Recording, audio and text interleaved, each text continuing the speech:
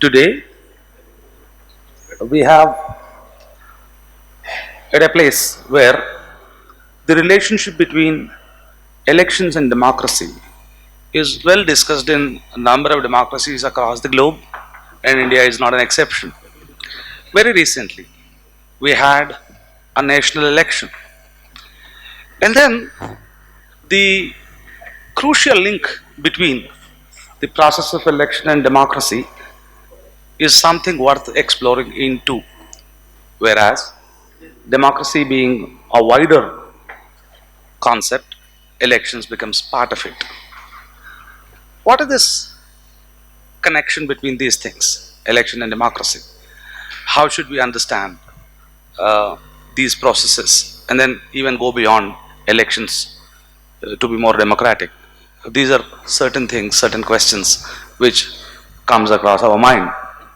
Today, we have two eminent panelists among ourselves.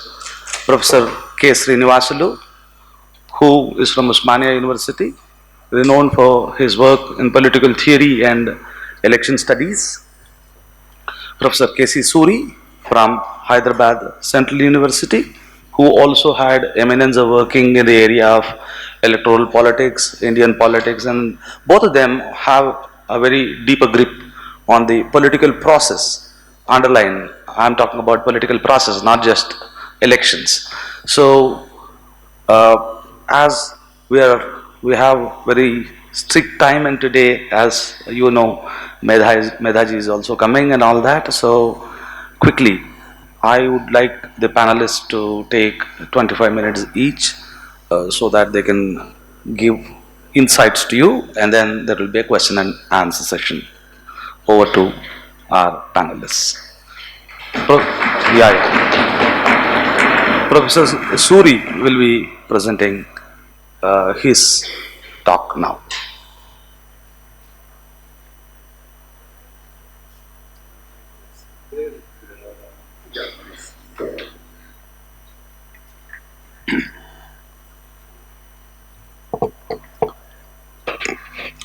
Dr. Vakishan, Professor Srinivasulu, and student friends. I am happy to be here. This is the first time I am speaking before students of this university. It's quite a far place from where I live, but I came very fast. It just took less than an hour to reach this place. I was expecting more than maybe 1.5 hours.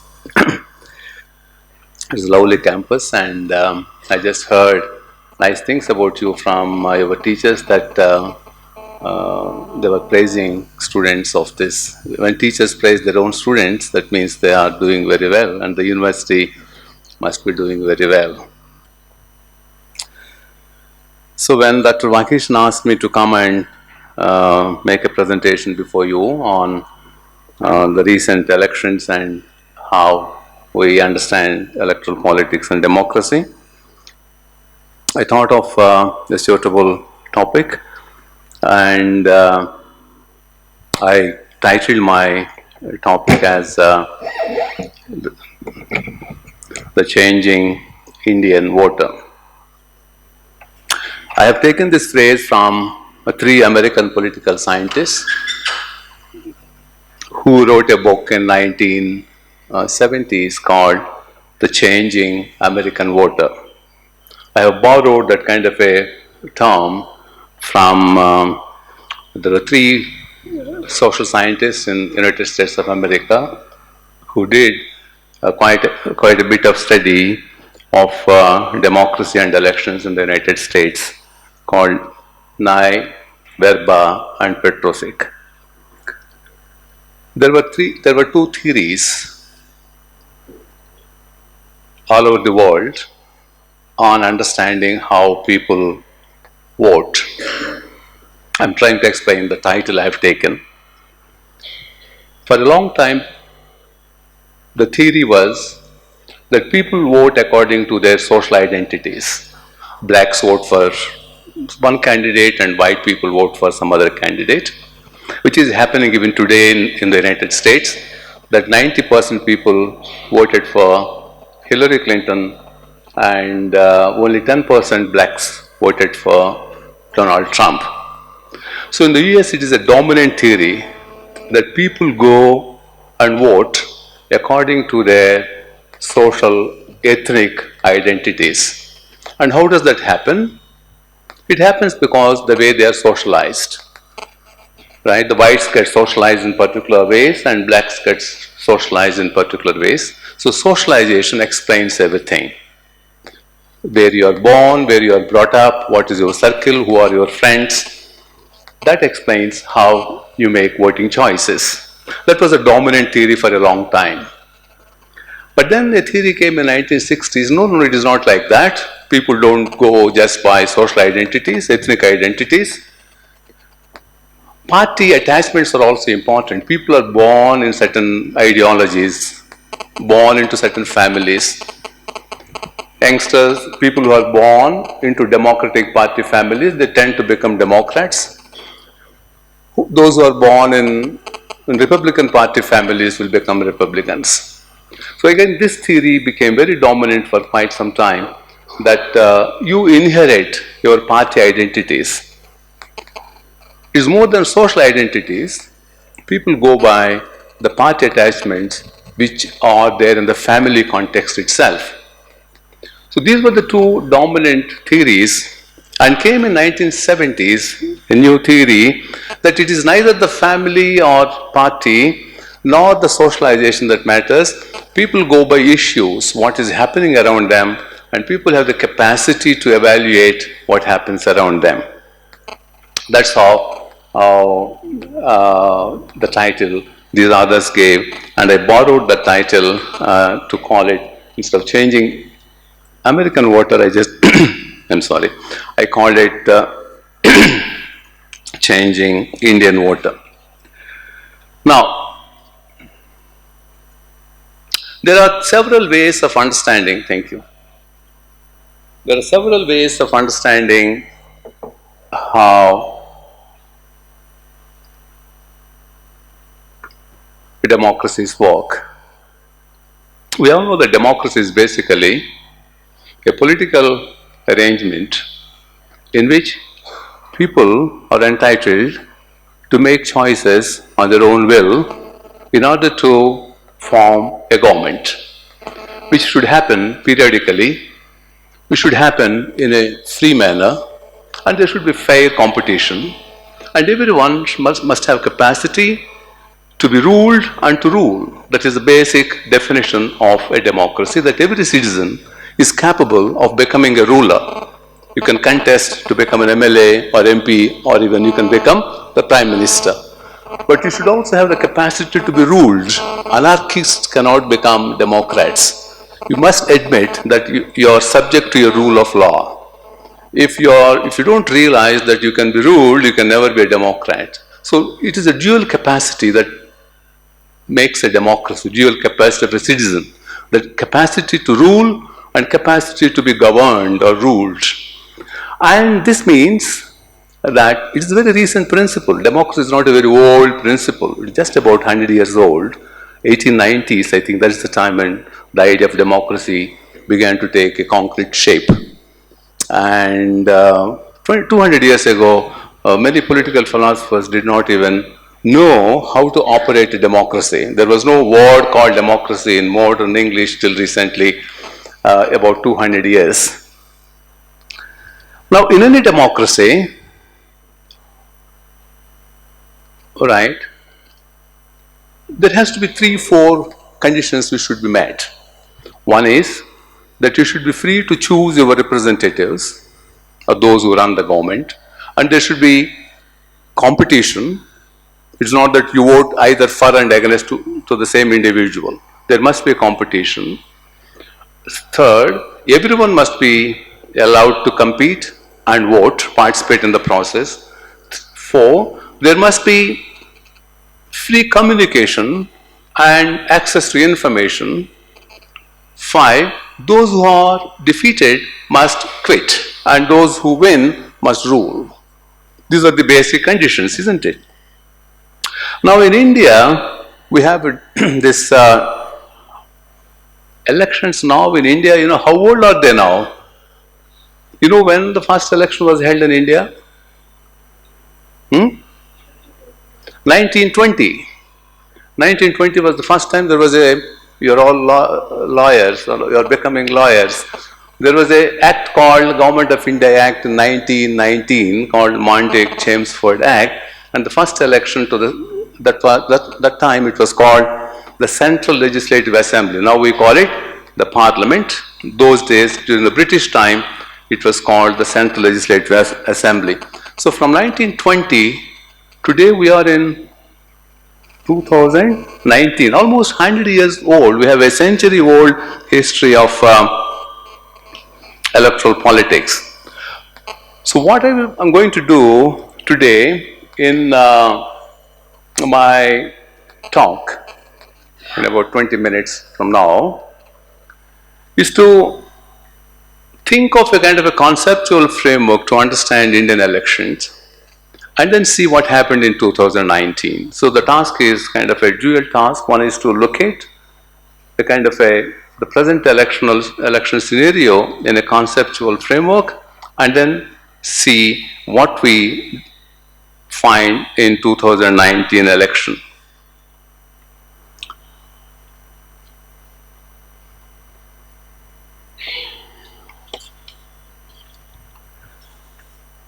There is a book by Professor Mitra and V.B. Singh called Social Change and Democracy, in which they start with a kind of a view that India is changing, or India is becoming democratic because of compulsions of electoral politics. So electoral politics is the driving force making Indian society democratic. I take a slightly different view from them. For this talk, I make a case before you today that it is a social change that determine the parameters of electoral politics. Whereas Professor Mitra and Professor Singh thought that electoral politics is the driving force of democratic social change, I tend to view that it is a social change that determines the electoral outcomes. That is the basic thesis for today's talk. Now, to start with 2019 election, let me go to the first slide.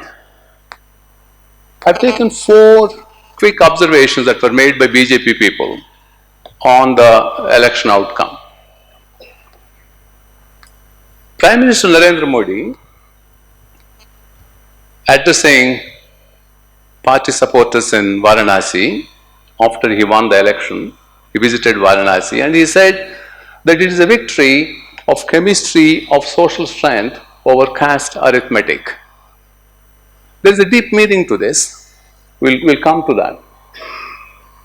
There is another head of think tank of the BJP.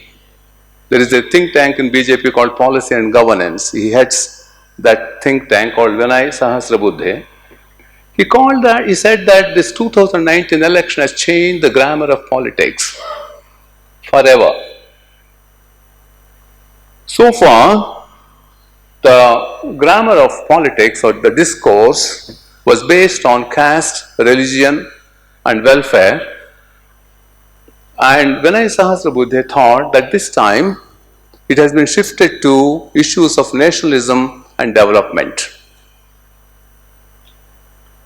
There is an essay in the magazine of the RSS, Rashtriya Swayamsevak Sangh, called Organizer. They covered this election extensively a week after the election results were out. And in that there was a big essay by one Satish Kumar, who says that so far we thought that people of India go by caste, class and regional sentiments, And now the BJP is able to break those barriers, transcend those barriers, and these social cleavages, this is a word I will use now in few times from hereafter, if you accept that word, called social cleavages, the divisions in society based on class, caste, region, language, etc. These are no more important, but now the people are united behind, regardless of caste, class, region, etc. And that made BJP to win the election. Can we go to the next slide? Yeah. Let us see how far they are right. And I think they are right to some extent. It's not that they are making empty claims. Look at the result to begin with. Are you able to see the slides? Read the slides, those who are sitting behind. Is it okay? The letter size is small, but that's how I made it. I didn't imagine that I will be addressing such a large audience. I thought it was a closed round table talk. I would have made the letter size slightly bolder or larger. But anyway, if you look at the results from 2009, 14 and 19, this is a kind of a macro level picture I am trying to present before you. Look at the BJP.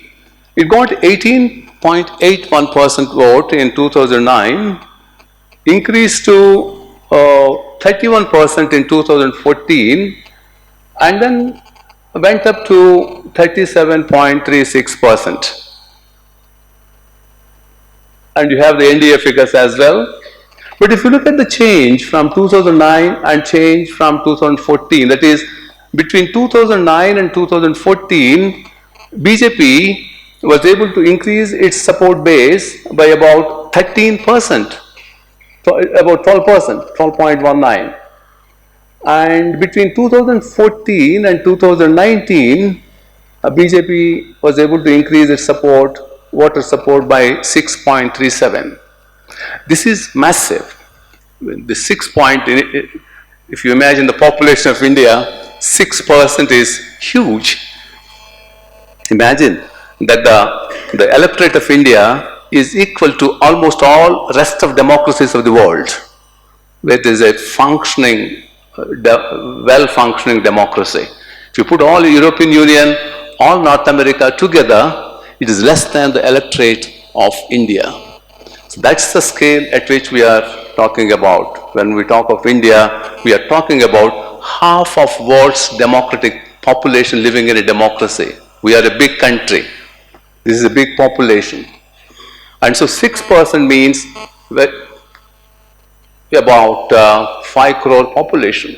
That's a huge. Imagine that in an election between 2009 and 2014, about 10 crore people moved from some other parties to the BJP.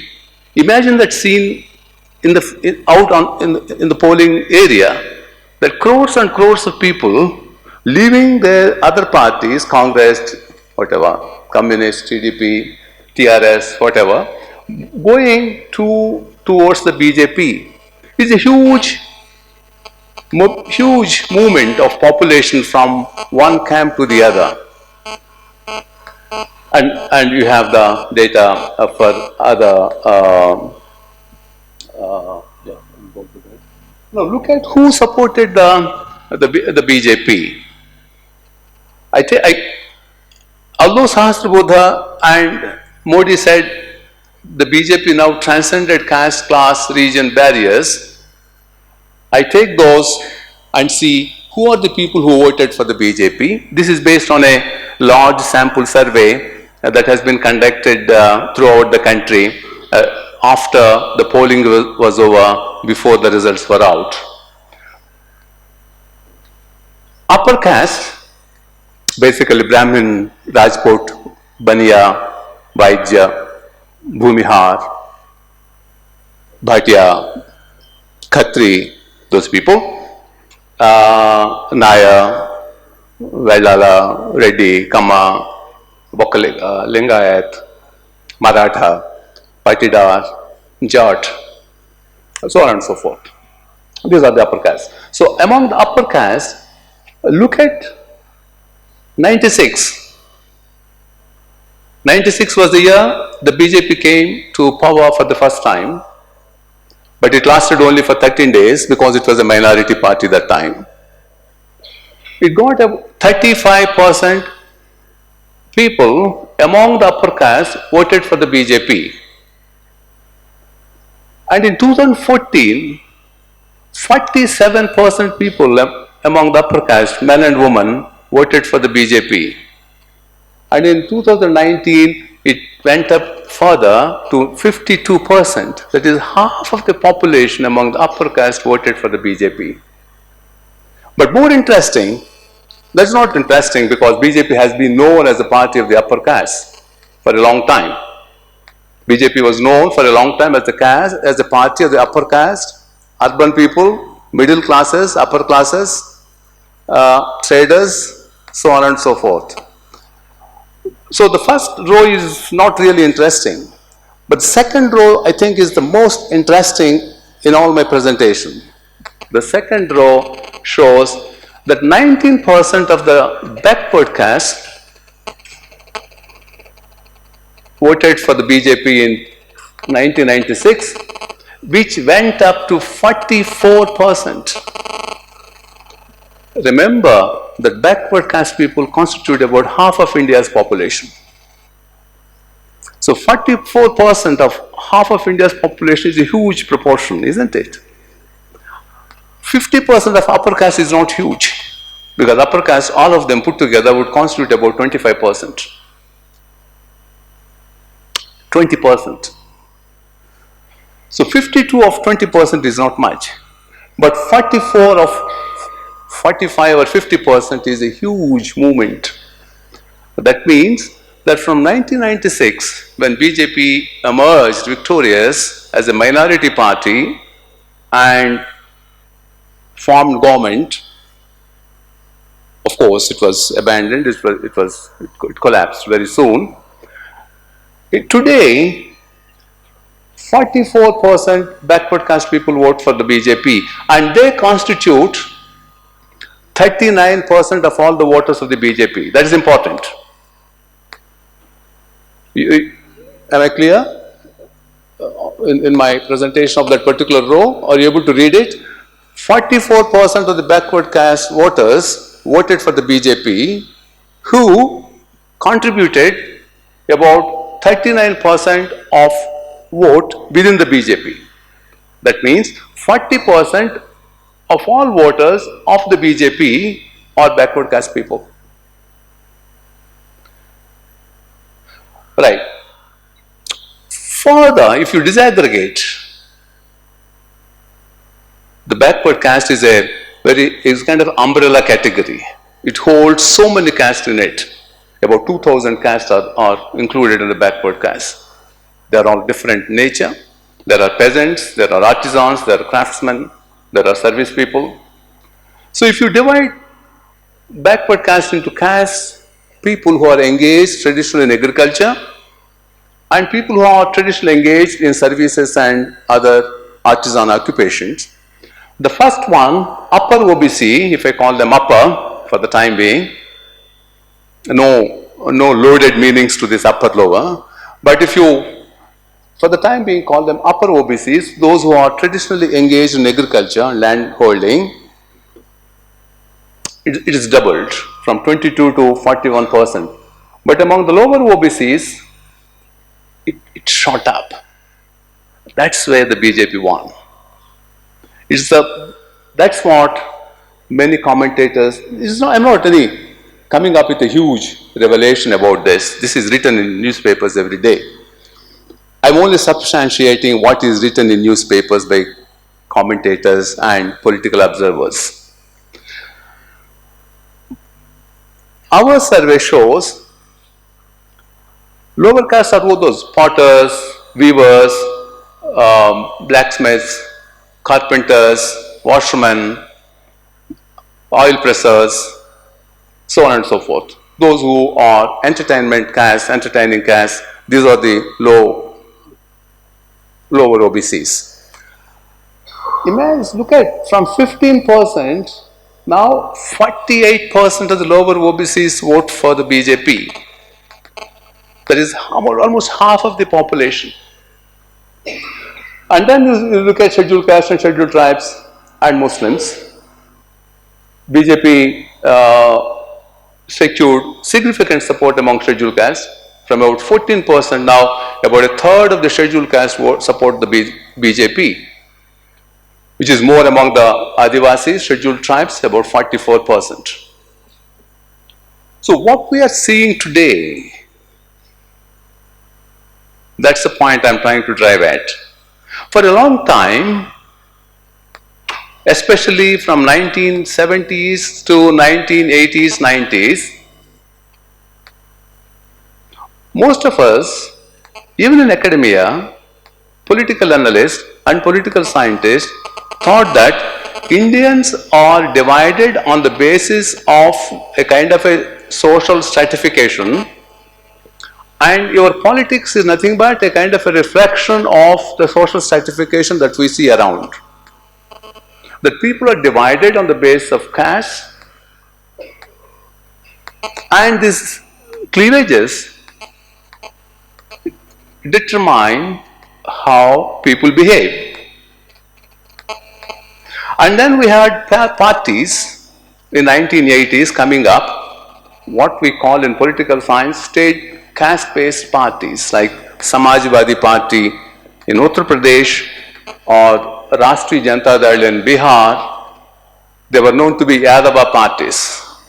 Or there is Bahujan Samaj Party, now led by Mayawati, considered to be a scheduled caste party, or party receiving major support from the scheduled caste.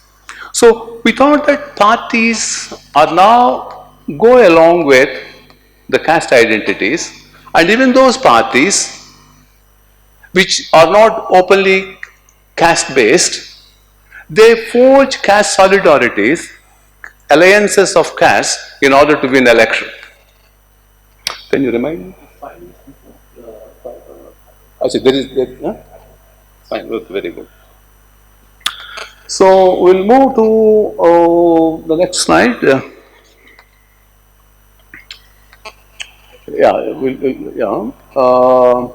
Similarly, if you look at the class, today, for a long time, BJP was thought to be a party of the upper classes and middle classes, whereas Congress, the communists, and some regional parties are known to have support from the poorer and lower classes. So till 1996, there was a neat correlation or a kind of a inverse correlation between class and BJP support. That is,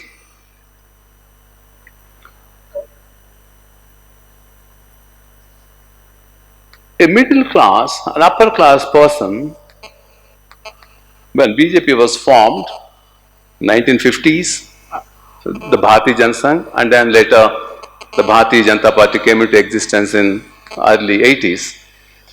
That time, there was a strong correlation between class and vote preference when it comes to BJP. The upper classes preferred the BJP and lower classes did not prefer BJP. So it was more likely that a lower class person not voting for the BJP. Now in 2019 it has changed. We are looking at a different India. I have seen in my life the three phases of right from 60s, I saw 70s, I saw 80s, 90s, and what we are seeing today is a different India where the poorer and lower classes are supporting the BJP in huge numbers, and they are more in number in the BJP than the middle and upper classes, because the percentage of upper classes is small in society. Unless the poor vote, you will never win. because the poor and lower classes constitute about 3/4 of the population. If you say 20% is middle class and 5% is upper class, or if grant that the upper class and middle class are growing, but about 2/3 would be the lower and poorer people, lower classes. And we see about 1/3 of these classes supporting the BJP, and more importantly, that's important, they together, the lower classes, constitute about 60% of the voters of the BJP. And similarly, the rural people, 77% of the vote for the BJP comes from rural areas now. So the point is this, I'll come to winding up my presentation. A BJP that was known to be a party of the urban areas, urban classes, of the upper classes and upper caste, now, in terms of its voter base, may not be in terms of leadership. Of course, Modi, the Prime Minister Modi, belongs to a backward caste, but most of the leaders of the BJP are still upper caste. If you look at the cabinet, all the important portfolios, they go only to upper caste still. But how do you characterize a party? Do you characterize a party by its leader, by its members, by its followers, or by its supporters? This debate can go on. There is no one view on how you characterize a party. But for the present purpose today, if you characterize a party by the support it gets from the population of a particular nation, today we are looking at a BJP which is poor, rural and low caste. And that's why the BJP think tank and Prime Minister Narendra Modi say that the social strength, victory of social strength over caste arithmetic. Sahasrabudha says it is BJP has breached the barriers of caste, region and class. Or when somebody says that BJP has changed the grammar of politics. Is there one more slide? I'll just say few things and then I stop. How it happened? How has BJP achieved this?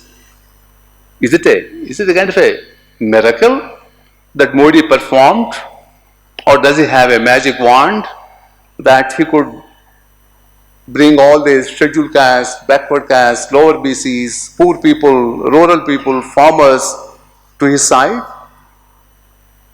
Where is the party of BJP of traders? That's what the characterization of BJP 30 years, 40 years ago. And today, it is the farmers who are driving the party in rural areas. And we thought, as social scientists, we thought that there is an inherent contradiction between trader and farmer in India.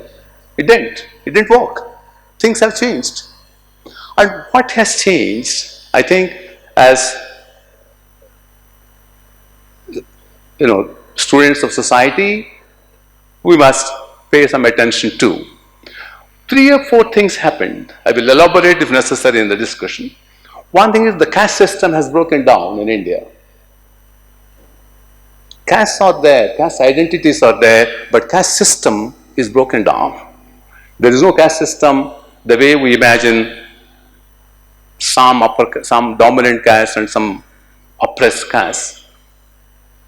Being oppressed because they are born low. There are caste identities. So what happened in India over the last 6 decades is this, that India's caste system got disintegrated. In that place, there are several theoreticians on this. I am not the first one who is theorizing on this.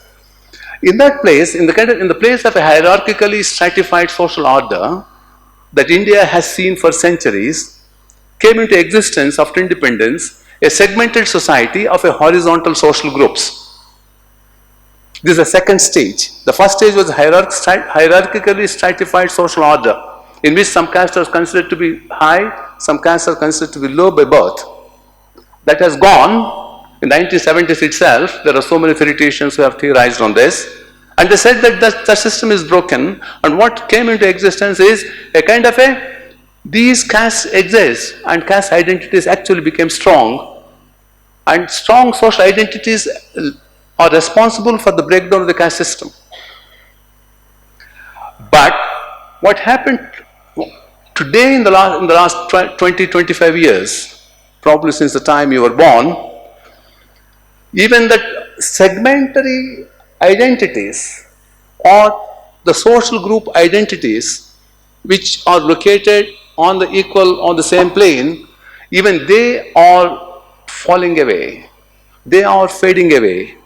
Today, Indians are able to transcend caste sentiment. It matters. I don't say it has disappeared. But caste alone doesn't determine who you are, what you are, where you go, what you do, what you eat, whom to make friendships.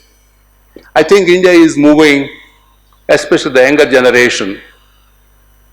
There is a theory of generational shift. It is very popular in West European democracies. I think what is happening today in India is a kind of a generational shift.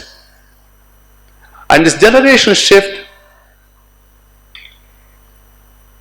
is characterized by people becoming more individualistic, people becoming more pragmatic, rather than getting stuck with their identities that come by birth or by party identities. So, I think the last slide. So that's what I call we'll move. Yeah, this is last slide. So that's why I call a new India is being born, and we are looking at a new kind of a changed water. It's not even changed. It's not that change has come already. I don't use a kind of a past tense for this. I use a present continuous tense, changing water, a water who is changing. And today we have a new India because the waters are changing in terms of their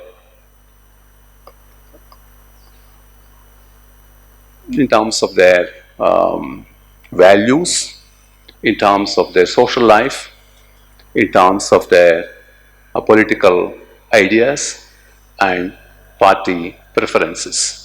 Education is growing, employment is growing, people are mobile, people are moving from places to places. You must have come from different states, I assume. So it's not the old India we are talking about, it's a new India, and it is a different set of aspirations and different set of calculations and considerations that we see today. There is a strange mix of both individual and collective considerations happening, and Indians are becoming more individualistic, rationalistic, pragmatic, and issue-based. Thank you very much.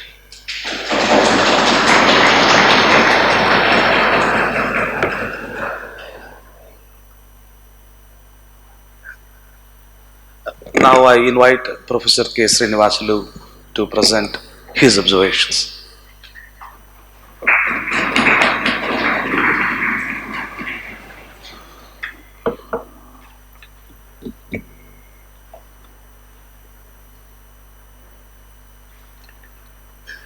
Friends,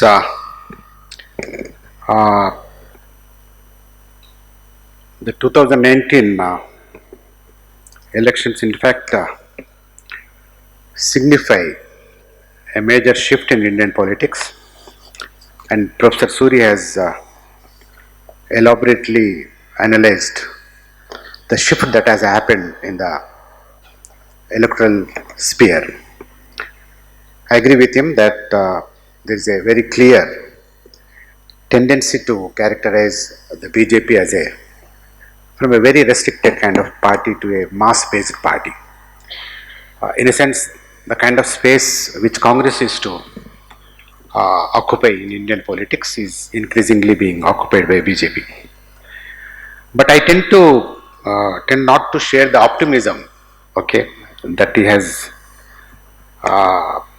alluded to on the question of caste and discrimination hierarchies in Indian society. It's not that Indian society has been static, but there is definitely change, but a change in terms of the nature of hierarchy. Indian society hasn't become non-hierarchical, but the character of hierarchy, the nature of discrimination, okay, exclusions have changed. So we need to have a new kind of theoretical effort to understand that.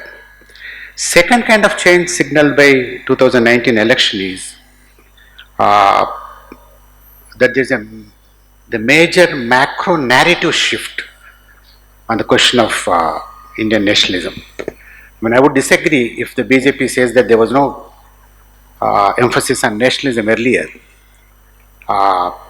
Earlier, politics used to be conducted on the basis of caste, class, things of that kind, other fragmentary identities. Now, there was a different narrative of nation, and BJP has brought a change in that from a broad secular national kind of narrative to a more clearly defined Hindutva narrative with the aim to establish Hindu Rashtra. Third change that we see, it's not that these changes have happened accidentally or suddenly. The build-up to this kind of change has been there quite some time, and significantly, in a very strategic sense, from 2014 onwards. The third change is obviously the centralization of politics in India, centralization of power. You see, from post-emergency period onwards, the states, the federating states in India, come to occupy central state in Indian politics. Today, you see them vacating the space for the BJP, not necessarily voluntarily, but because of the aggressive posture of the present leadership of the BJP. So now, how these three characteristics change help us to understand democracy. Okay, so there are two aspects to this discussion. One is the elections, other one is democracy. I would like to make the presentation in three parts. Firstly, I will talk about the nature and character of democracy. How do you analyze and understand, assess democratic system? Okay, what are the principles, concepts? Secondly, how Indian democracy has performed. Because if you want to understand what decisive shift the 2014 election have brought about in the history of Indian democracy, then you need to understand how Indian democracy has evolved and performed over the last 7-8 decades. Thirdly, which the note circulated by Dr. Vagish makes a specific mention of, is what are the challenges that Indian democracy is going to face or likely to face. To understand the democratic system, I think we need to make an analytical distinction between procedural aspects of democracy and substantive aspects of democracy. Whether a particular political system is democratic or not, okay, you need to have certain procedural requirements for that. You know that firstly you need to have a fair and free election. Like as students of law and civil society, politics, you know, but just to recapitulate, okay, you need to have free and fair election. You need to have regular periodic election, okay. Thirdly, all the parties which participate in the elections must have equal opportunity. There must be fair play, ground for fair play. Then of course adult franchise. Then all the parties must concur with or agree to the rules of the game, okay. And the rules of game are laid by the constitution. So there must be very explicit kind of adherence to what can be called the constitutional code or constitutional morality. Okay, that is another requirement which necessitates the political parties to respect the political opponents, not treat them as enemies, okay, which seems to be the tendency increasingly. Okay, respect the opponents, and elections must procedurally facilitate a very deliberate, considered, open debate on crucial issues facing a society and nation at a particular point of time. Okay? And if the voter turnout increases and fairly decent, then you say that procedurally the democracy is vibrant. If the voter turnout decreases, then there is a serious problem, which is the case with most of the Western democracies. The second aspect of democracy, which is essential to evaluate the quality of democracy, is the substantive aspect. Is it possible to have democracy functioning in a society which is deeply divided, which has a serious socio-economic problem of inequality, which is hierarchical, which Indian society has been historically? Though the nature of inequality, social inequality, the nature of hierarchies have been changing. So that means there must be a semblance of just society. Okay, if it is not there, equal and just society, if it is not there, then democracy is not possible. Okay, there will be serious problems in the operation of democracy. Thirdly, for a substantive democracy, you need to have a strong civil society. Okay, because civic associations inform and strengthen democracy, democratic processes. Because of the strong civic association, civil society, there is a possibility of social and deeper social and political engagement. Okay, so these are the aspects of substantive democracy.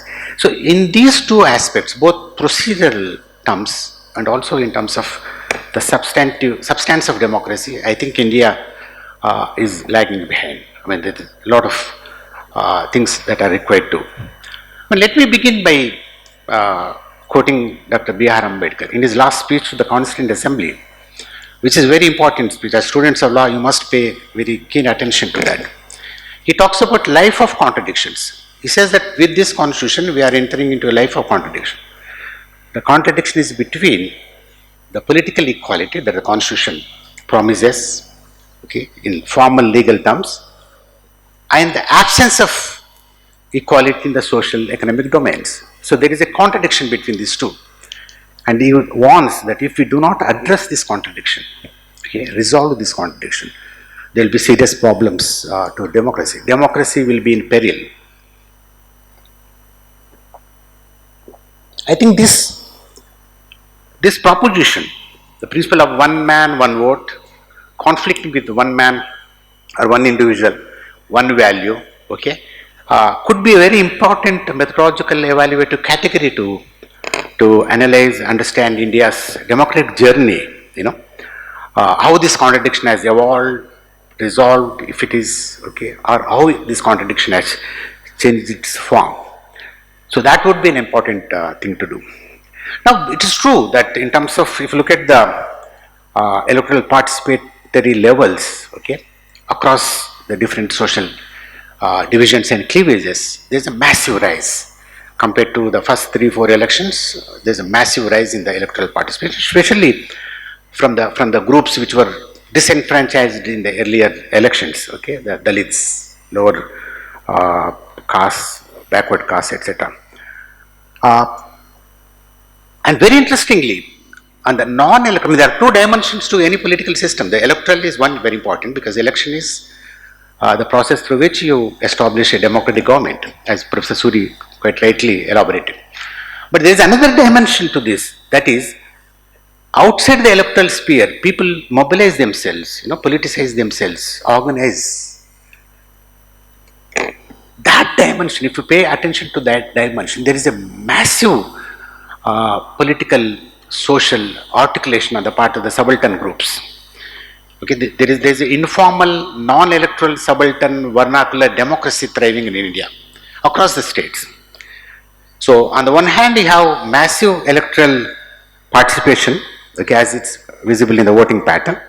Secondly, there is also massive non-electoral, social, political, cultural articulation. Now, this poses a problem for the political parties. How do these political parties, given their leadership, organizational structure, and also ideological proclivities, address this subaltern vernacular upsurge? How do they okay, accommodate them. This is a major problem. I think here you see the major structural limitation to Indian democracy. Because you cannot imagine democracy, okay, liberal democracy, without political parties. But if you pay attention to because political parties are the instruments of democracy, to put it very simply. If you look at the morphology of the political parties, okay, they exhibit internally, okay, lack of democracy. There is a serious democratic deficit within the political parties. Because almost all the political parties, with the exception of the left and BJP, almost all the political parties, okay, are dynastic political parties, led by one leader, his family, and largely identified with his caste or her caste. I mean, look at any part of India, especially the regional parties. This is much more clearer. So I won't go into the empirical details. You can just open up your mind and pay attention to this. Okay. Secondly, all the political parties, which used to have very elaborate and rich social agenda earlier. If you look at the Congress, Indian National Congress, along with the political agenda of independence, it used to have a very serious social agenda. Because political party is not just, it never used to imagine itself as a party for power. It also is to fashion itself as a party for certain kind of change and society. What kind of society we are, what kind of nation, polity we are going to build. That has phenomenally declined. Okay?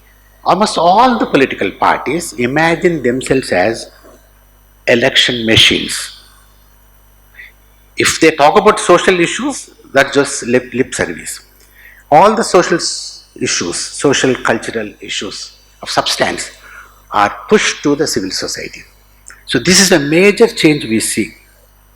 That's why we see, you must have watched on the TV. Immediately, as soon as the 2019 election results were announced, on the TV, leader after leader came saying, in 2024, next election.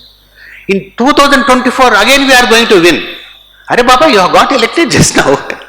Okay, show what you are capable of, and then ask for votes in 2024. But this shows the kind of paradigm shift in the mindset of the political parties and the leadership, that they consider themselves to be essentially as electoral machines and managers of votes. So that we need to. So what kind of impact would it have on the quality of democracy is the issue that we need to.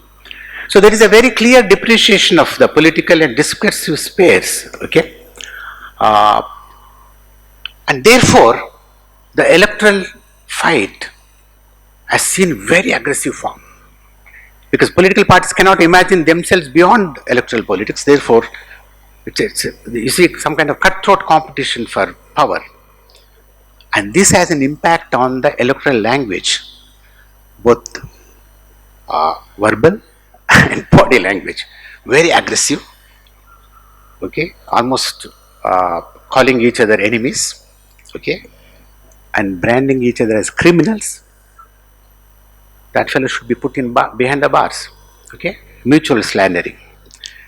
That means election is no longer seen as a healthy competition for the enhancement of furtherance of democracy, but essentially seen as a mechanism to gain political power.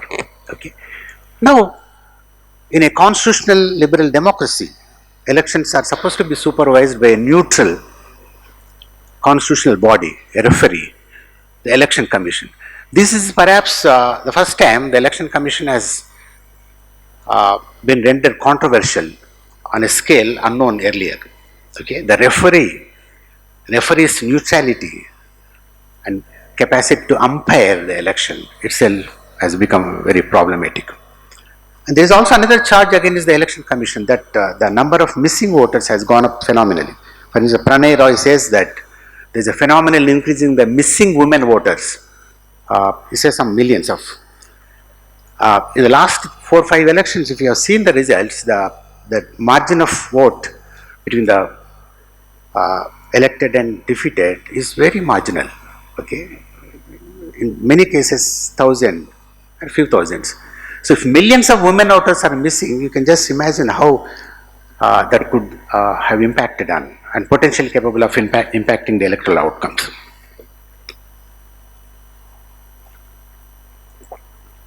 So if you agree with this dimension, then obviously would agree with the proposition that there is a clear, okay, inadequacy, imperfection, and even violations, okay, of the procedural democracy. So something very serious is lacking there. And I would say this is not just specific to India. Okay, even the world democracies, the European, I mean, supposed to be very nearer to perfection kind of democracies in Europe and America also have witnessed this kind of depreciation in terms of the fair game that elections ought to be.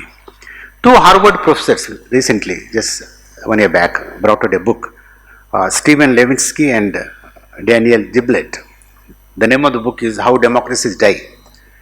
Okay, it deals with large parts of the world and specifically USA, and book is published in the post-Trump period. And they argue that there is an expanding democratic deficit and violations in the form of, say, rejection or violation of democratic rules of the game, denial of legitimacy to the electoral opponent. I mean, you must consider the electoral opponent to be legitimate opponent, is qualified to contest against you. I mean, if you have paid attention to Trump's electioneering, you have seen that he was calling Hillary Clinton criminal and should be behind the bars. Okay, how the electoral language has declined. Okay, and extreme forms of intolerance and tendency to control, manipulate media, both the print and electronic media. And this, therefore, this is not something unique to India. This is there in so-called advanced democracies. And Trump, in the view of these two writers, exemplifies this procedural democratic deficit. How much time can it take? Okay. Now I thought it's necessary, since you are students of law, I think it's necessary to go into certain theoretical issues involved in this. The modern notion of democracy is built on the conceptual paradigm of social contract. You have studied Locke, Hobbes' Locke. So state, civil society are result of social contract. Obviously, social contract implies that all the parties which enter into the contract are equal in a legal, maybe nominal, formal sense. Okay, that's one. But thirdly, even the market, if you look at the political theory, the modern political theory from Locke to Marx, Locke, Adam Smith, Hegel, Marx, all of them consider market to be part of civil society. Only with Gramsci you have the separation between the economic and civil society. State, economy, market and civil society are seen as three distinct separate analytical category. But otherwise still 19th century market was supposed to be. So therefore market is also supposed to be governed by the terms of the contract. Okay. So social contract is the theoretical conceptual device which governed the state, civil society and market. Now what we see today is the gross violation and deviation moving away from the terms of this contract. Okay. From 19th century onwards, much more significantly in the contemporary world, across the continents, which includes even advanced Europe. Fascism in a sense was violation of this contract. And legal theorists like Carl Smith, Agamben have called it state of exception. That means the modern democratic state, liberal democratic state, tends to accumulate huge powers vis-a-vis the citizens and restricting their civil rights in the name of the state of exception, state of emergency. Okay? Because the most preeminent concern of the modern state is the security of the state and nation. and obviously of the citizen. In the name of the security, okay, state has very clearly become a surveillance state. So this is a major threat to democracy that we must, as students of politics and law, must pay attention to. And once the state accumulates this kind of power, there is obviously a tendency to misuse this power. Okay, power gets concentrated, and more power means more misuse. Okay, so misuse of power, misuse of state machinery, misuse of different agencies, which also include the supervisory, neutral agencies. It may be election commission, it may be central bank, it may be the intelligence agencies, so on and so forth. I will not go into the empirical details. Second thing that has happened, especially in the context of the neoliberal globalization, is that across the globe, okay, there is a accelerated, intensified primitive accumulation. So in most of the parts of the world, especially the third world, you see the social economic contestation essentially around land. Because primitive accumulation tries to, the process of primitive accumulation dispossess the primary commodity producers, artisans, farmers, whole lot of people who are otherwise in the informal, unorganized sector. Okay, so this is a major threat that we see. So the market becomes not the Adam Smithian market, okay, where the buyers and sellers are equal. Market becomes an unequal player. And this kind of neoliberal market has generated new wealth and new rich class, neo-rich class. Now, if you look at the Indian elections in the last 2, 3, 4 elections, from 90s onwards, and if you look at the social, I mean, Professor Suri must have paid attention to this, is an interesting point of inquiry, research, that the number of these neo-rich real estate fellows has gone up, at least in the state theatres, because they have a lot of money. So the question of corruption, money, increase of money power in election is not just because of the individuals or because of the mentalities of the political party. It's because of the fact that there is an objective process of political economy of development unfolding in the context of neoliberalism. That's the point I am trying to draw your attention. So it's the political economy of primitive accumulation which has given, okay, enormous economic power to this new class and also the old corporate class, which tries to have a say in political power. Earlier they used to elect, they used to prefer their own candidates. Now they themselves are entering into the electoral politics. Okay, and this has very serious implications and ramifications for democracy. Since their primary interest is in profit and wealth, they wouldn't mind to change, because it's the deficit of ideology and it's the preponderance of money, wealth. Therefore, they will change the parties according to their convenience. So, one of the reasons for the expansion of BJP could be this. Only thing is, it needs to be empirically examined. It is the recent developments in Andhra Pradesh. Many TDP fellows joining BJP clearly points to that. Okay, and therefore the point at which I am trying to draw your attention is that the massive increase in the electoral expenditure and also very important structural change in the political parties is because of this objective process of the corporate neoliberal capital, okay, expanding across the globe and specifically in the present context, India. Now, the third thing which I made a reference to in the beginning is that what kind of macro narrative, okay, narrative change it has brought about. It's very clear to us that there is a massive meta-narrative change. All these micro changes are sought to be accommodated. BJP is saying that for the first time we could transcend the cleavages. Actually, if you pay attention to the micro dynamics of electoral politics, what I think you would clearly see is the addressing of and management of sub-cleavages. It's not the transcendence of cleavages, caste, community, religion, so on and so forth. It's the micro because of the political economy of development in the last several decades. In each community, in each caste, you have sub-caste differences. Mala Madiga, Chamar versus Jatav. Okay. Now the traditional caste parties and socialist parties in Hindi belt could not reconcile this. So their ideological, political, organizational inability to address these sub-cleavages, okay, has led to the BJP to do that. BJP could do that, okay.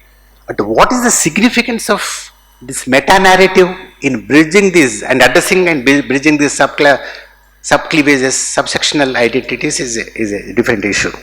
So this is a point which I think we need to pay attention. So there is definitely there is a new hegemony established by the BJP based on this Hindutva, okay, and try to articulate the national identities. It doesn't mean that the earlier phase of Indian politics, okay, there was no influence of meta-narrative of nationalism. If that wasn't there, Congress wouldn't have come back to power in 1984 after the death of Mrs. Gandhi with such thumping majority, because average voter felt that India was under threat. So there is, in a subdued, subterraneous form, because after all, this is a country which has seen a century-old nationalist movement. So it's there as some kind of racial memory, in average citizens. May not be consciously. So BJP has critiqued it and brought about a discursive shift in this narrative. Now, third point is the centralization logic. I think there are two important tectonic changes in Indian politics in the post-emergency period. That is, if you are a political scientist writing a book on Indian politics in the 60s, 50s, 60s, okay, like what is that fellow who wrote Government and Politics in India? The British political scientist. Morris Jones. I mean, it was supposed to be locus classicus when we were students in the 70s. You're supposed to read that book. That book approaches Indian politics from constitution. First chapter is about constitution, then Indian Congress Party, from above, which was legitimate. Suppose if somebody, a decent political scientist, has to write a book on Indian politics, I think one cannot afford the luxury of looking from above. You have to look from below. Because India is much more diverse, celebrating the diversity, okay, celebrating the multiplicity. So therefore I would say that there are two important changes that have happened in the post-emergence. Not suddenly, but gradually over a period of time. One is the regionalization of national parties. Okay. Secondly is nationization of regional parties. So you look at all the coalitional governments, okay, regional parties have played very important strategic role. In fact, some of the regional leaders have become even prime ministers, like Devagowda. So these two processes, that is the dialectic of region and nation, okay, since 1970s. And wherever the Congress was intolerant to this regionalization, regional demands, you see a section of the Congress party in a particular region coming out of and establishing a new party, like TMC in West Bengal, or NCP in Maharashtra, YSRCP in Andhra Pradesh, which is nothing but a Congress offshoot of the Congress party, isn't it? And what is instructive to understand and note is that BJP's success is also because of its sensitivity to regional dynamics. Though theoretically and organizationally it poses as a national party, but it has a very detailed attention to the regional diversities and regional dynamics. So therefore it will not be far from to say that one political scientist, Rob Jenkins, American political scientist, studying Rajasthan, called the Hindutva in Rajasthan as Shekhawati Hindutva. So BJP is different in Rajasthan, BJP is different in Rajasthan from Madhya Pradesh, BJP in Himachal Pradesh is different from Karnataka, or Karnataka BJP is different from, BJP in Telangana would be different from, so maybe you need to characterize BJP's Hindutva in Karnataka as Lingayat Hindutva. So therefore I am trying to draw your attention to this regionalized manifestation of the BJP, in not only in terms of the persona, leadership, form, ideology, but also in terms of the symbolic imagery of politics. After all, symbols, imageries become very important, and also social base and alliances. And a result of this, how do you understand Narendra Modi phenomenon? Till then, BJP, even Indian National Congress, is is led by leaders who have no regional roots. Okay, Sonia Gandhi cannot become chief minister of state, but she can become Rahul Gandhi. Even the BJP, take Vajpayee or Advani, they were national leaders without any regional roots. So first time, as a demonstration of this regionalization, regional expansion, regional structure of BJP, you have a regional leader like Narendra Modi becoming the prime minister. Okay, which would not have been possible and which would have been unthinkable, say in the 70s or 90s. So now, here in the Modi phenomenon, Modi, who is a product of this regional assertion, regional personality of, regionalized personality of the BJP, okay, has thrown up a paradox, okay, by driving all the forces towards centralization. So Modi is behaving un-Modi-like, if you like, okay, and generating, catalyzing a different kind of nation-region dialectic. And what is, I mean, I don't need to go into the details, but what would be the impact of, what is, because it's almost 5 years since the process of this centralization happened, which Congress cannot afford to do that, okay, in the old fashion at least. Okay, what would be the impact of that on Indian democracy? That's a question which, so I will just highlight 3 points which need to pay attention, to be paid attention to understand the ongoing and future impact of this process. One is the question of regional autonomy, okay, because BJP, Hindutva believe in or give ideological primacy to nation, a centralized notion of India as a nation. Secondly, as you know, India is a very diverse, plural country, both historically, sociologically, and also in terms of political economy. It's a highly diversified country. So how these diversities, social, economic, cultural diversities, are going to be impacted in the Hindu Rashtra? That's the second issue which we need to pay. Thirdly, there is a clear, across the board, in almost every state, there is a clear depreciation of the civil and subaltern activity. A lot of restrictions on that. Okay? Because what we see in Indian politics is partyization of social and political spheres, social and political actions. If a group of political activists emerge from a civil society movement, political parties woo them and partyize them. So in the context of this partyization, there is a very clear depreciation of the civil and subaltern society. So what would be the implications of this for Indian democracy? Elections happen. Even authoritarian, I mean, today in the 20th, late 20th, 21st century context, neither the right-wing revolutions nor left-wing revolutions will come through violent means. Okay, this is a question which needs to be theoretically probed. I mean, at least the last few decades of experience very clearly shows that right-wing authoritarian regimes have come through electoral process. So therefore, we need to pay attention to elections from the perspective of, point of view of democracy. So let's go back to Ambedkar. I think Ambedkar very clearly gives some kind of, opens up an important way of looking at this.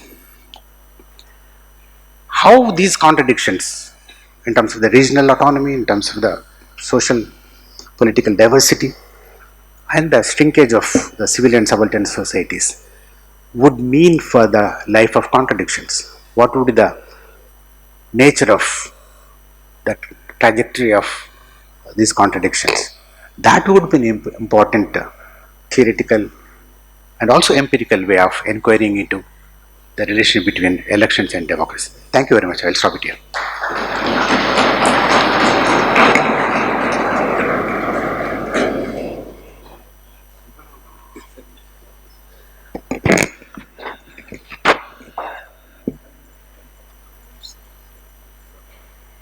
Yeah, yeah.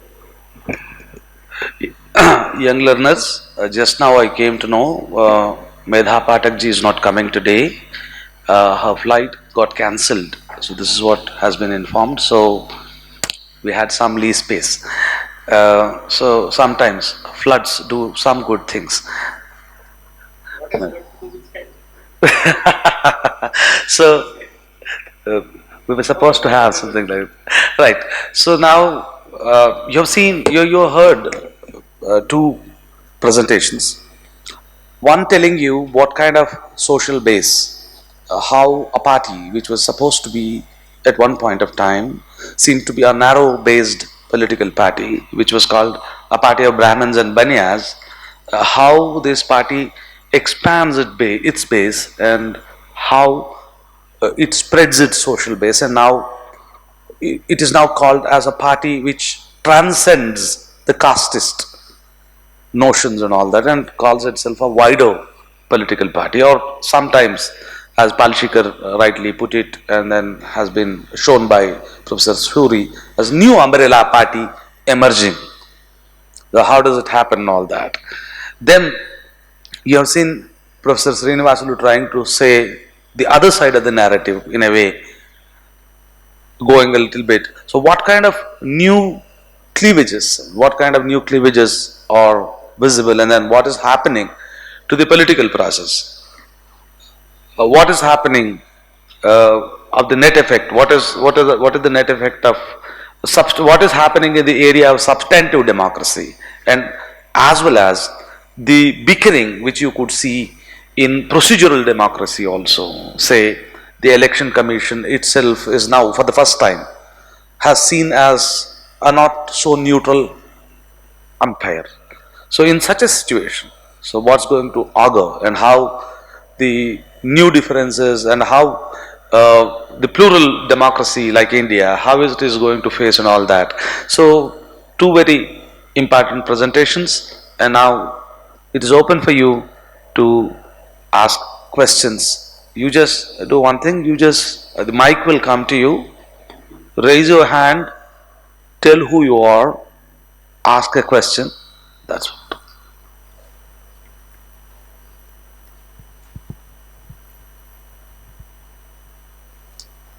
Kindly be very sharp, don't make speeches in the name of asking questions. Hey everyone, I'm Harsh Khosla. My question is addressed to Professor Suri. So, as you said, there has been a shift from caste-based politics to what we could call leader-based politics, or which is similar to the presidential elections in the US. So, do you believe that this is a temporary shift just due to the presence of a very charismatic or a good leader, and actually, in absence of this leader or another leader, it could actually go back to this way in a you could say 10 or 15 years down the line? So we will take questions and then, yeah.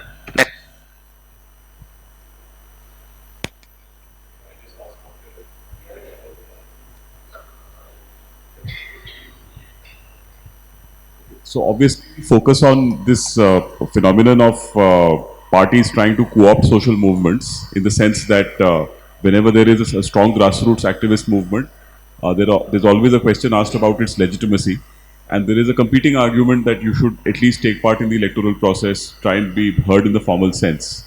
So, how exactly can we return to a politics which focuses on civil society activism, or focuses on exercising your independent voice outside the party system? Because in today's day and age, where communication and media is largely controlled by corporate or electoral interests, how exactly is it possible for grassroots movements to be able to gain that kind of traction?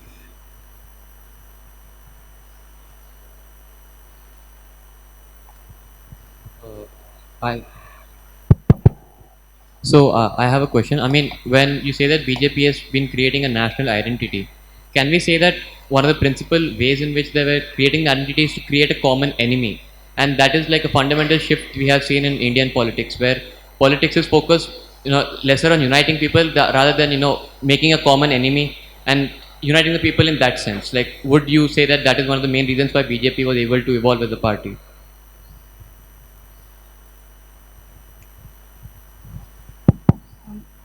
Hello, sir. I have two questions, one for Professor Suri and one for Professor Srinivasulu. So, Professor Suri, how would you characterize this gap that Professor Srinivasulu spoke in? Hello, is this not heard? Oh. Should I be louder? Okay. So, Professor Suri, how would you characterize this gap that Professor Srinivasulu spoke about former political equality versus social reality in the paradigm that you discussed of the supposed breakdown of the caste system as well as the. So, okay. Let's get up and be louder. Hello. So, sir, how would you characterize this gap between form of political equality and the and social reality that Professor Srinivasulu spoke of in this paradigm, the supposed breakdown of the caste system and moving away from identity politics to a more individual based paradigm? And also, Professor Srinivasulu, how would you respond to Professor Suri's claim, which he based on statistics, that the BJP has transcended identity politics?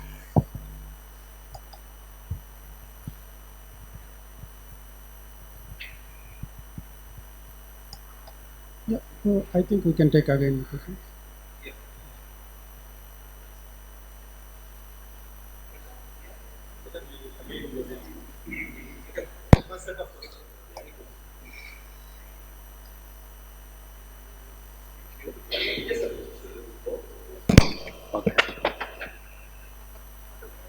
I think that's the point I was trying to make, that politics in India are not shifting from caste-based to leader-based. That's not happening. In every democracy, there has to be a leader. You know, a Trump or Boris Johnson or Macron or Merkel. There has to be generally leader at the national level. In all democracies, tend to be a very strong personality. Weak-minded, weak-kneed people never rise to the highest level of political power. It's not just possible. They will remain in universities and deliberating, discussing, debating. You are right, I am right. Both of us are wrong. Both of us are right, and all that. Leader is one who will say, "You are wrong, I am right," and tells everybody else that I am the only one who is right, and all others are wrong. Then only a leader is leader. But what I'm trying to impress upon you is that this change from caste-based politics is not because of one person. It's not because of Modi. It is because of the structural transformation that is happening in India. That's the point. That the leader articulates this transformation. This transformation finds a voice through a leader. Let's say Mulayam Yadav or Lalu Yadav or Mayavati. They all articulated a particular reality. When Kanshiram said, "We have votes and we must have seats and we must get power," he was making a statement of the, articulating the reality.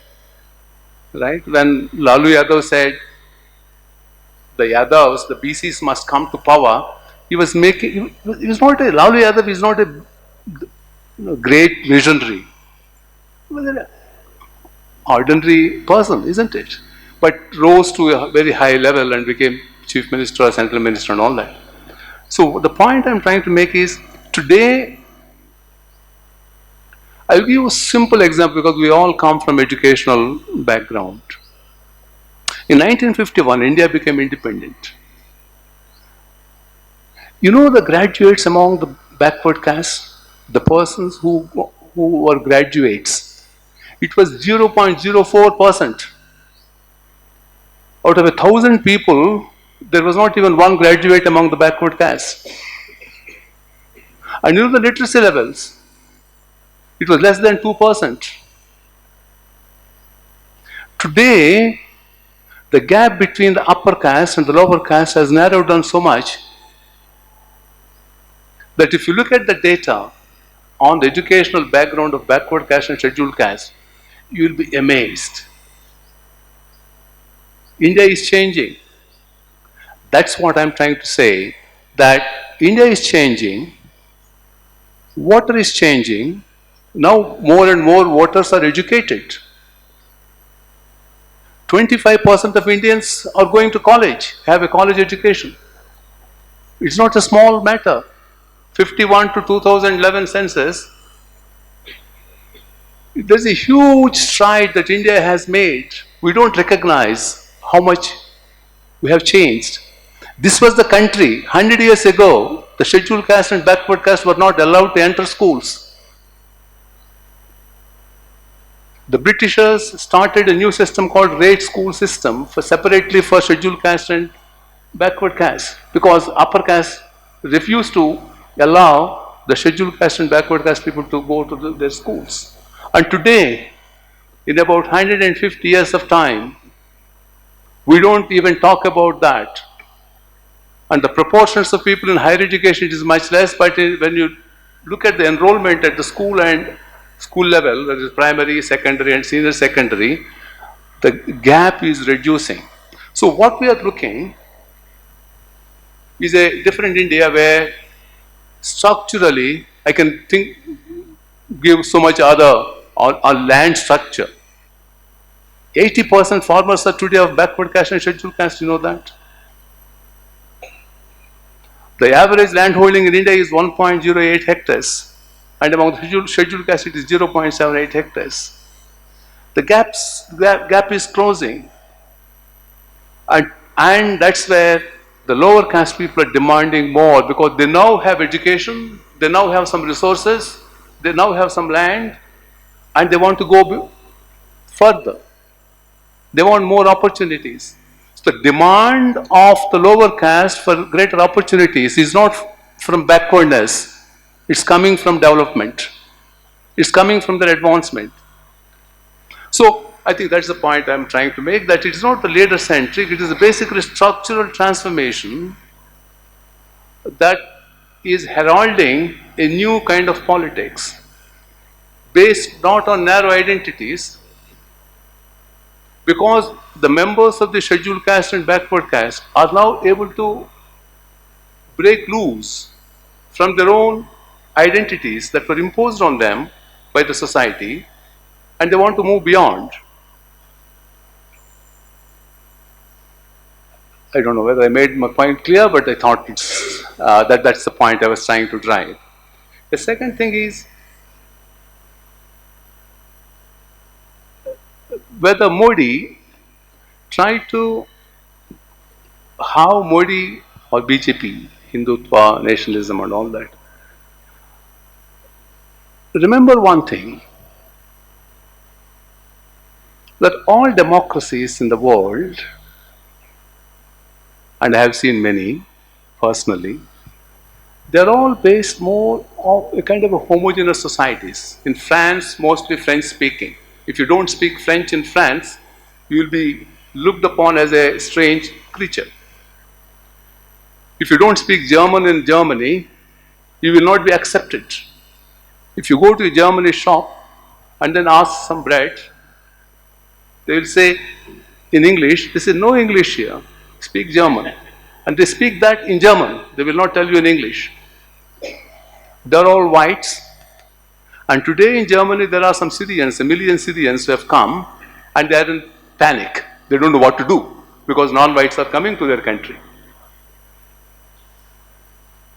Dealing with homogeneous nations is one thing. And as Professor Srinivasulu said, India is entire Europe put together. If you have to have a parallel with any other geographical region of the world, you have a France here, you have a Germany, you have a Spain, you have a Portugal, you have Italy, you have Switzerland, you have Lithuania, you have Goa is Lithuania. Small states you have, big states. Uttar Pradesh is as big as Russia. Lithuania is as big as Goa.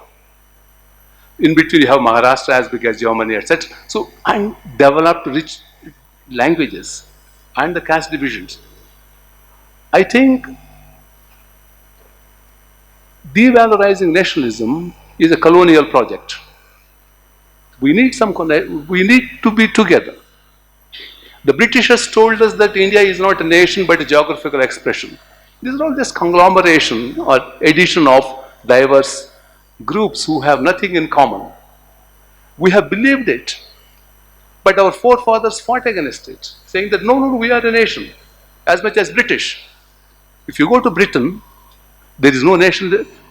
They say that British nationalism, there are so many differences within them. The Irish people, the Scots, there was a referendum, 48% Scots wanted to go out of Britain.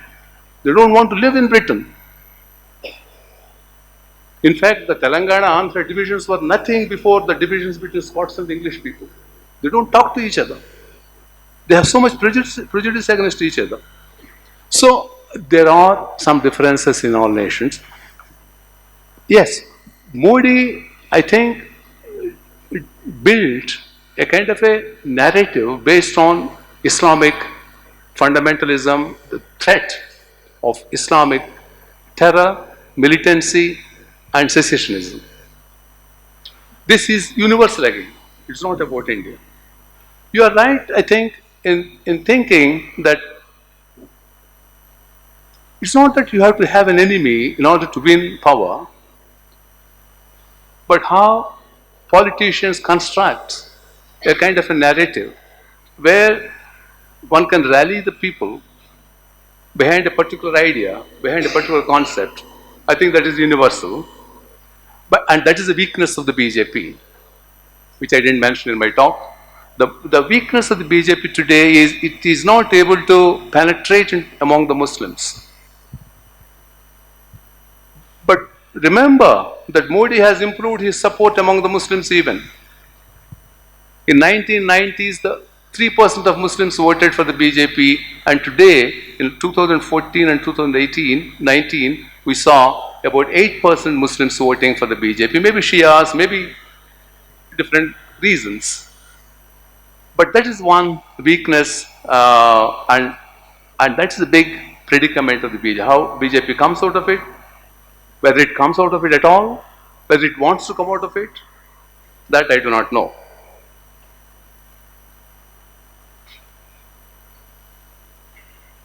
The last question is whether there is a link between centralization of political authority and the disintegration of the caste system. Look at India. You're all from different states. I believe you're from different states. What the specificity of a region in India is based on the specificity of caste system in that region. Different regions have different caste systems. Like Kerala has one kind of a system, let us say, and Andhra has a different system. Say Bengal has a different system to that of, say, Rajasthan, right? Taking slightly different cases. So, in Kerala, you find Nayars, say, or Iravas. You will not find Nayars and Iravas in Bengal. Or you find Rajasthan, a lot of Rajputs, Kshatriyas, Thakurs, and you don't find any of them, say, in Bengal. Right? Say in Gujarat you have Patels and Patidars, but you don't have any Patidars, say, in Tamil Nadu. So different states have different social structures, let us say, based on certain social groups called castes. And these caste systems are breaking down everywhere in all states. And even when I don't know, I cannot answer this question, whether there isn't a link between centralization of authority and breakdown of the caste system, because Indira Gandhi was able to centralize power, or Jawaharlal Nehru, power was extremely concentrated, not even centralized. I make a distinction between concentration of power and centralization of power. Centralization happens through a process. Concentration is individualistic, personalist power. Nehru exercised such power.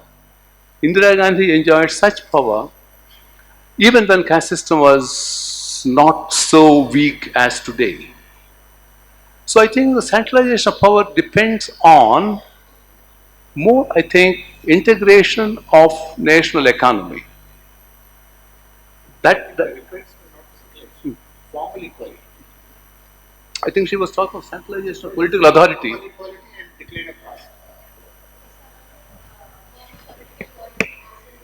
She asked two questions. One is for you. I think she was asking two questions. That is, how is the you were asking about political authority getting centralized?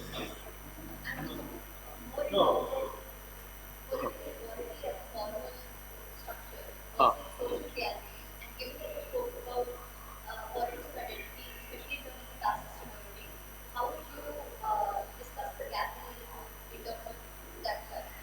Okay, okay, that's the focus of your question. I think I got it. No, no, there is so much work on that. It's very simple. That political authority is changing so much, and today the political authority has been shifting from upper caste to backward caste everywhere. If you look at the data from 1950s to 2010, let us say we have data up to 2010 fall, the one section which gained, the scheduled caste and scheduled tribe, say if you take legislatures, the representation remained stable because they had reservations. What is happening is a change in the proportions of the upper caste and the backward caste. In the last 30-40 years, the composition of political authority has become such that people from backward caste or non-upper caste, they are in large number, at least at the state level. So the political authority has almost completely changed at the state level, but at the national level, it has not much changed. But it will change. Modi becoming prime minister itself. Today you have President of India, you have the Lok Sabha, the Vice President, you have the Prime Minister, all coming from, if you don't mind, I use the term lower caste. Shudra upper caste. Not Brahmin upper caste, not Brahmin. The nomenclatures differ. It really depends on how you look at the society. Yes, whatever, we will not quarrel on nomenclatures now. But Kovind is a scheduled caste person. It's not an upper Shodra person. Modi is not a upper Shodra. Ghanchi is a very low caste in Gujarat. You know, Ghanchi is almost untouchable. Oil pressers. See, these castes have different status in different states. Oil presser in Andhra has a higher level, you know.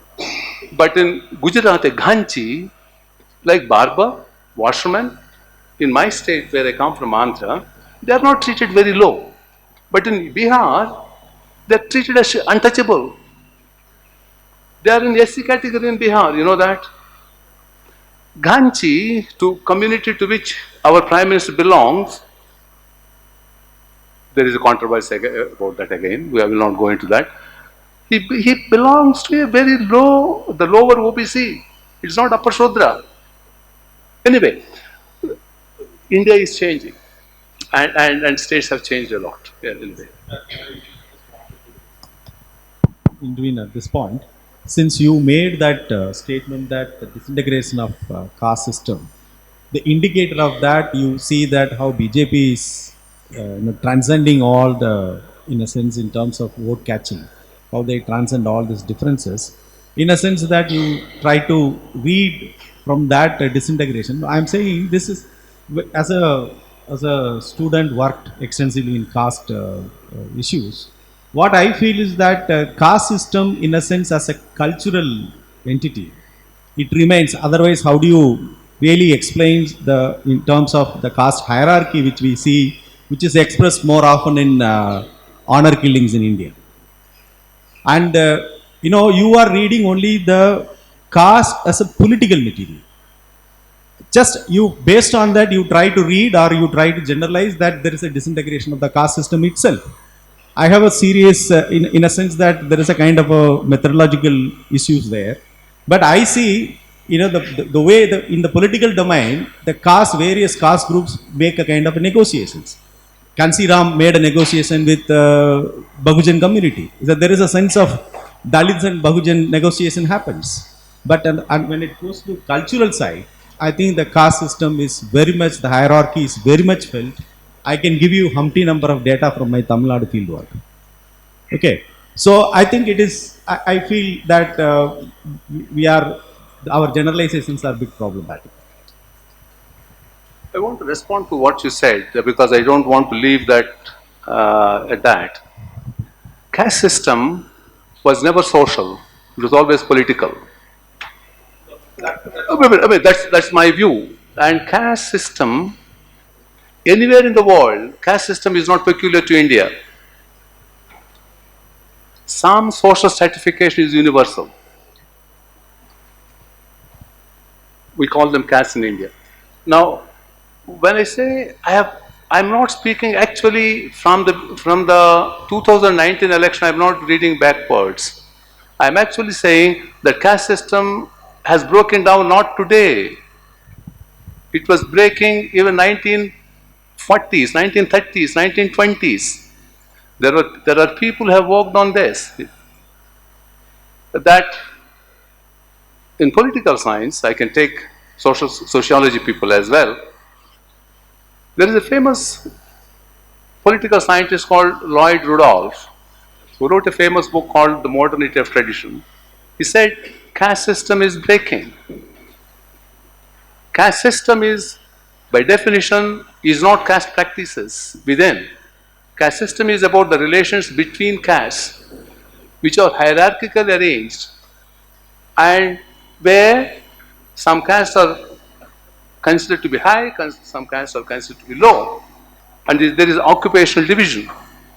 When these are, and there is also structure of land control. Huh. Yeah. Maybe we should have another debate on caste.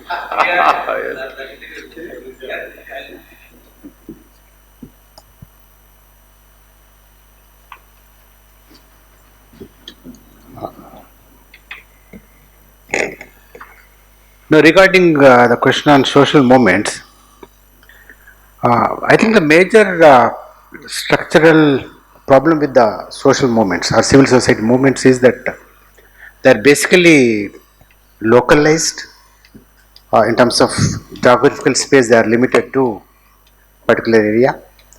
Secondly, also issue based, as a result of which the durability becomes a big problem. And what we have seen in the last 2-3 decades in Indian politics is that most of these movements are happening outside the domain of political parties. Other aspect of that is that none of the political parties are into mass non-electoral mobilization. This is a very significant structural change that we see. And it's not possible to sustain a movement, okay, unless you have a political party. Perhaps these social movements should think about a new party. I think that some of the leaders of the social movements toyed with that idea, but some of that didn't. Because see, even the leaders of activists of the social movements think that political party means corruption, big money, okay, manipulation and all that. So there's no alternative sanitized view of political party and possibility of participating in elections. That's the major limitation. True that BJP has played an intense adversarial politics. Okay, generally the parties which are on the margins and want to occupy the central space play this adversarial. I don't need to give examples. We can have historical analysis, and most of you perhaps can imagine that. Carl Schmitt said that an effective politics is possible only when there is a strong real or imagined enemy, adversary. And Hindutva, the BJP broadly, in the pre-Modi period uh, was adhering to some kind of old politics. Old politics meaning politics seen basically as a transactional kind of affair, Politics as give and take. I mean, you remember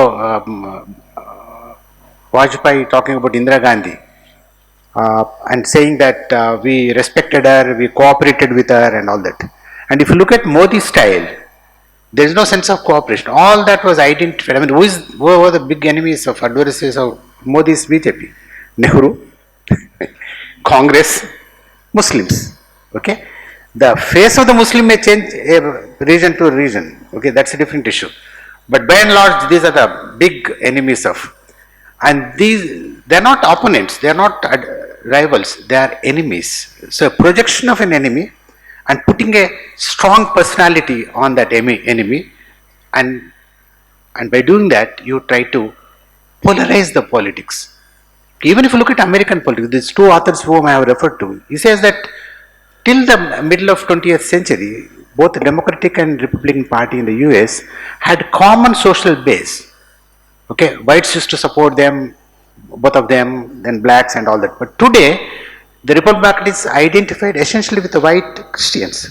Okay, so there is a clear polarization, and BJP is also resorting to that. So by doing that, it is winning away the mass base from the Congress and also regional parties, depending on the regional territory, because Congress is not there everywhere. So Congress is now a regional party in most of the states. Okay, and there are many states where there is no Congress. Anyway, so this is the dynamic, I think, and BJP's strength is basically because of, ideologically, the notion of Pitru Bhumi and Punya Bhumi, in fact, supports. Because BJP is the only party which defines nation in terms of Pitru Bhumi and Punya Bhumi. No other party shares that kind of thing. So therefore, it's ideologically possible the BJP to assume and strengthen a unique political personality of itself. What would it mean to democracy is an important question. Can a political system which is extremely polarized, has no space for transactional politics, which does not visualize or facilitate accommodation, dialogue, negotiation, can such a political system remain a democracy? Is an important question. Okay, historically, democracies collapsed or depreciated, declined because of this extreme adversarial politics. Okay, so I don't need to further elaborate. Okay.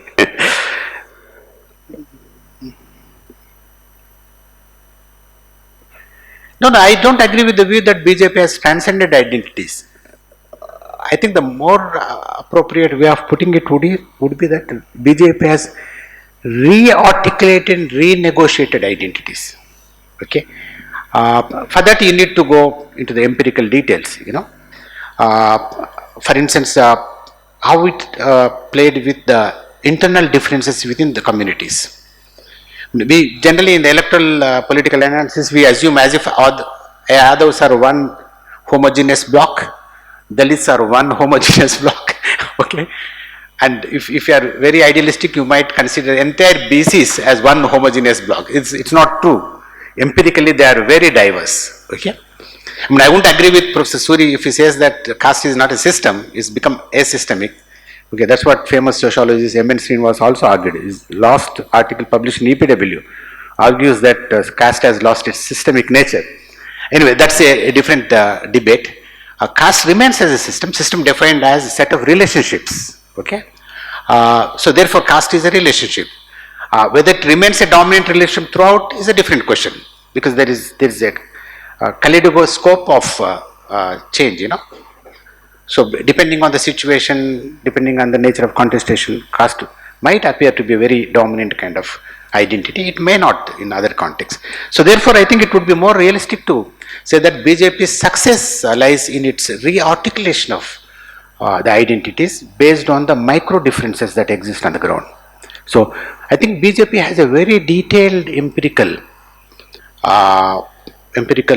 analysis of, empirical attention to these micro sites of contestation differences, okay, which Congress doesn't have. Congress took accommodation for granted. BJP cannot afford to take accommodation for granted because it doesn't believe in accommodation. So therefore it has to be articulate. Maybe that is the logic of the BJP's expansion.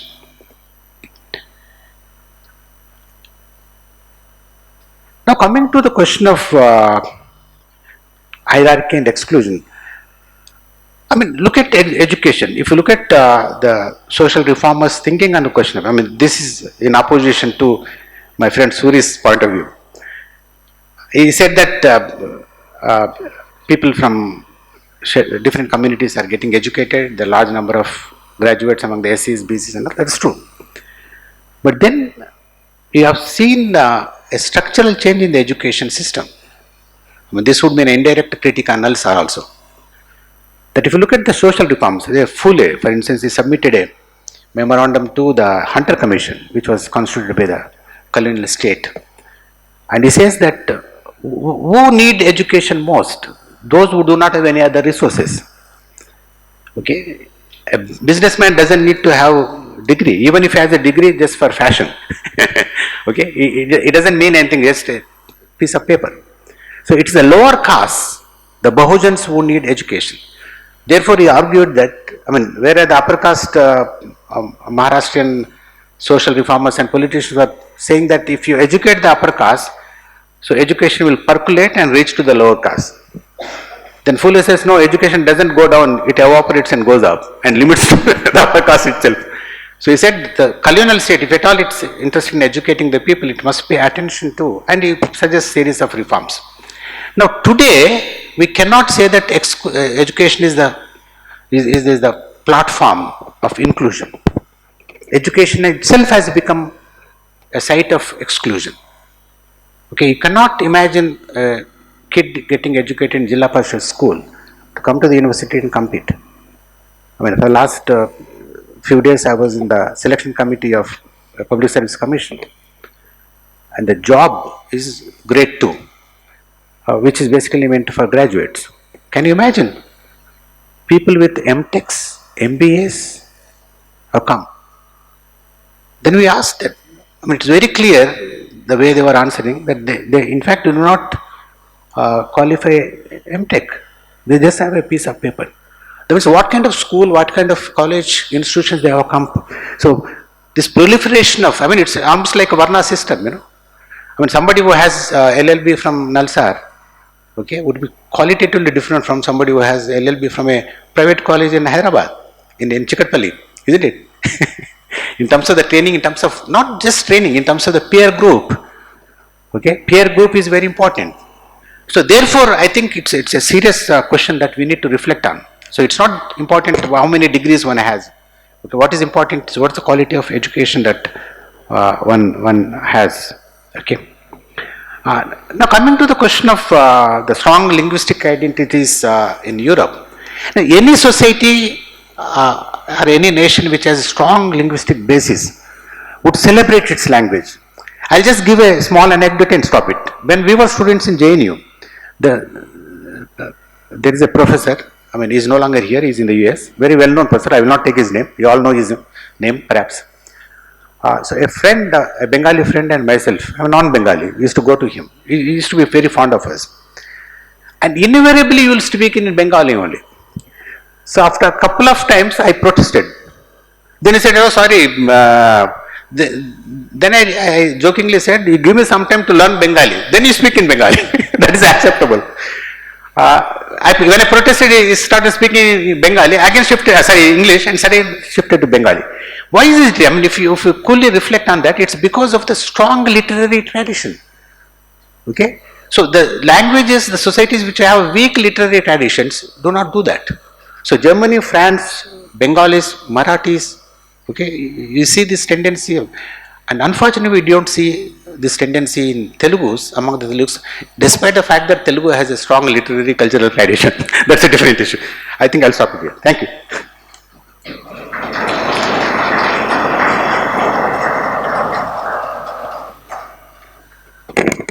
This was a great forenoon. We had number of new ideas to bring to this forum once again. Sir, thank you so much for being here by 10 o'clock and all that. And then thanks to floods in Cochin, we had some additional time. And then your tutors are waiting outside, so some of you can make your mind to go and see them. Thank you so much. Thank you.